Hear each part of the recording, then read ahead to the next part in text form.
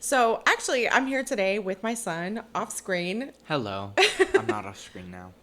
and he is 13, even though he sounds fully grown. But what I wanted to do was to get like a kid's input on the topic today, and the topic is how to effectively parent from a place of respect, mutual respect, when your child is smarter than you or starts to be smarter than you. No one warns you before you have children that when you have children who are smart, that it becomes a challenge to parent them because they want explanations. And if you can't come up with a coherent explanation, they often will not respect the point that you're trying to make.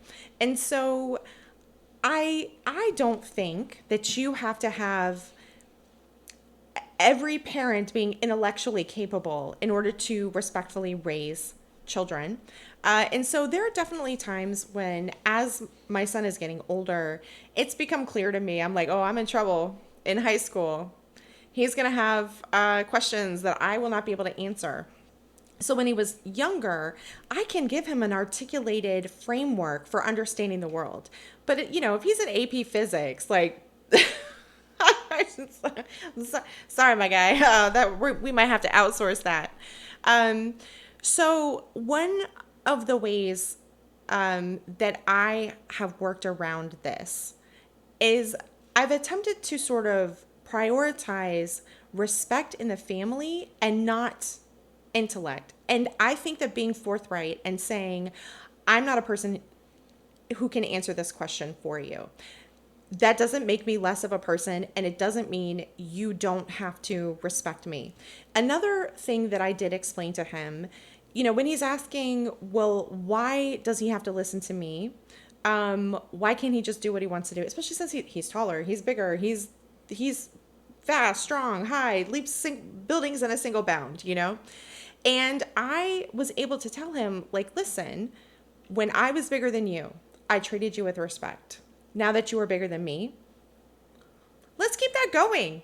We're gonna do that. That sounds good. So the physicality piece, I think, if you've established respect and nonviolence in the home early on, I think that really helps.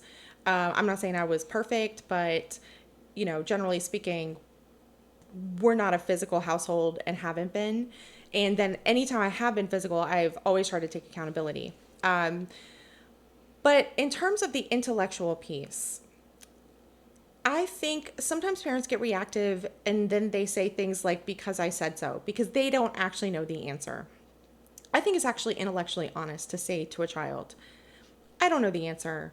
That doesn't mean that I'm wrong. And the reason why we're going to go with what I'm saying is because I am legally responsible for you. I'm responsible for your welfare. If you do something, I'm the one that's got to explain things to a judge. I can go to jail or be financially liable for the decisions that you make. And so until you're 18, that is why I'm in a position to make decisions for you, even if you don't agree with them, even if I can't articulate it. Because not every parent is going to be a smart parent who can explain things in a way to smart children that they will necessarily accept. And so I think by establishing the respect and also by establishing the legal foundation for your authority, that can really go quite a long way. So I wanted to ask you thoughts, questions, opinions, anything that I've said to you over the years that maybe really made sense to you or put it in context. Well, going back to what you said earlier, how, No worries, take your time. oh, about how, the because I said so. I personally think that can be one of the worst responses that a parent can give a child for several reasons. One, because it treats, I don't want to go as far as to say it treats the child like an object, but it does something similar where you're basically just giving them commands and you basically just want them to follow them without any questions, but that's not what makes people human. So like a robot having to. Yeah, basically. Okay.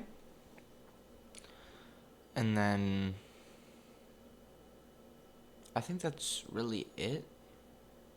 So, for example, if we think of a future where you know more than I do, how do you think you might maintain respect for me as a person while outstripping my intellectual capacity?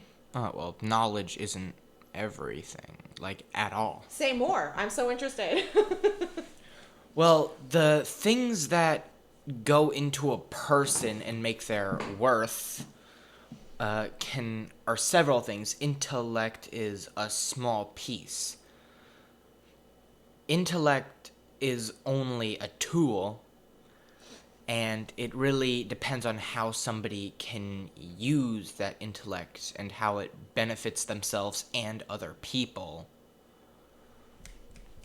And that's honestly more important than intellect itself. But even going further than that, like emotional strength, physical things, like just everything goes into who you are and your worth.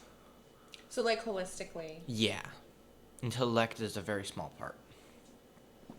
So, how do you, if you come across someone who, let's say, doesn't know as much, could be like a younger kid or maybe somebody who has mental deficits, how do you approach that, or how do you think about that in your mind?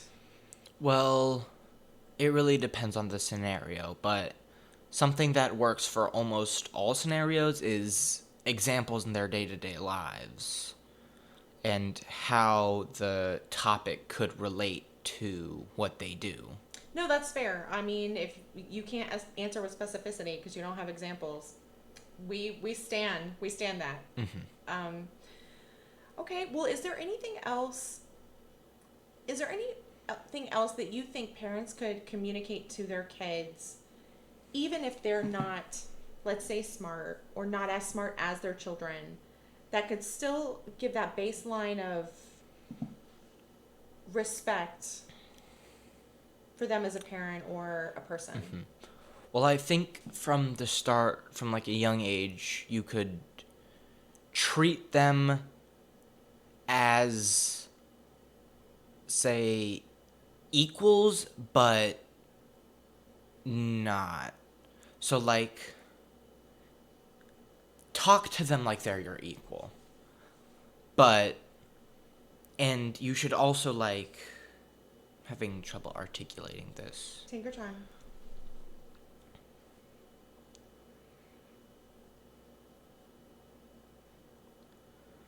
Talk to them like, say, someone at your job who's like a new hire.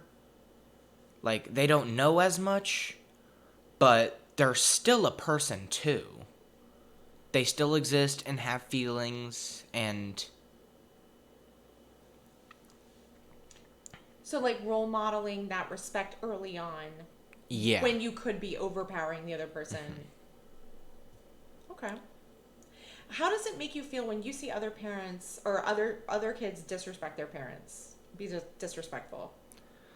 Uh, could be for several reasons. Well, depending on the reason, I could either go, like, in my brain, like, why are you doing that? That makes no sense. You're just mad at your parents for no reason. I don't get that. But sometimes it's also like, yeah, why was your parent saying that? That makes no sense. How do you feel when you see parents badly parenting their kids? Oh no. Basically just oh no, that this is not going to turn out well. In the situation or long term? Definitely in the situation, potentially long term. Okay. Well, thank you so much. I really appreciate. You can definitely tell you're my kid with the sarcastic quotes. Um, Anyway, I hope this was a helpful discussion, and I just want to say thank you to my son, who I swear is 13 and not a grown person, for joining me on this video. I hope this makes sense, and we'll talk to you next time.